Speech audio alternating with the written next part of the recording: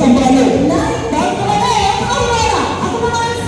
Ay! Hadi, ang mga balitang po, pero sa sumaya, ito ay Aleta.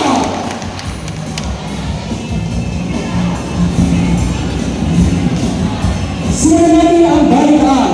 Good news po sa ating mga kababayan dahil nilarikahan na ng Pilipinas ang kauna-unahang free trade agreement ng bansa sa gitnang silangan matapos magpalitan ito ng SEPA. Today, the United Arab Emirates is home to one of the largest Filipino communities in the Middle East. Pumirma na ang Pilipinas ng free trade agreement kasama ang United Arab Emirates o UAE na nagsilbing marka ng kauna-unahang kasunduan ng bansa sa gitnang silangan. Ginanapang naturang usapin sa Abu Dhabi National Exhibition Center kung saan naganap ang pagpirma at pagpapalit ng Historic Comprehensive Economic Partnership Agreement o SEPA. Ayon sa President Communications Office of PCO, ang nangyaring kasunduan sa pagitan ng dalawang bansa ay naglalayong mabawasan ang mga tarima, pagagaling ang market access at mapataas ang oportunidad ng mga Pilipino. Kaugnay nito, naglalayong palakasin ang kasunduan ang investment promotion and protection agreement sa iba't ibang sektor.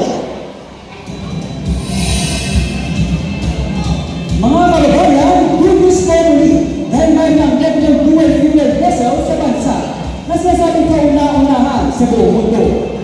Alamin ang detalye sa balita dito sa Narabes. Ipinagmamalaki ng Pilipinas ang pagkakaroon ng kauna-unahang Neptune dual fuel vessel sa buong mundo para sa mas malinis at sustainable na maritime transport alinsunod sa International Maritime Organization. Ayon kay Pangulong Marcos, ito ay malaking hakbang na nagpapatunay na kayang makipagsabayan ng Pilipinas sa ganitong larangan. Ayon naman kay Sabin Aboitiz na namamahala ng kumpanyang pinagawa ng nasabing vessel, plano pa nilang magawa na mas marami pang ganito. More land here to be able to reclaim more land, for example, to build more vessels, to create more jobs. Samantala, kabilang naman ang Pilipinas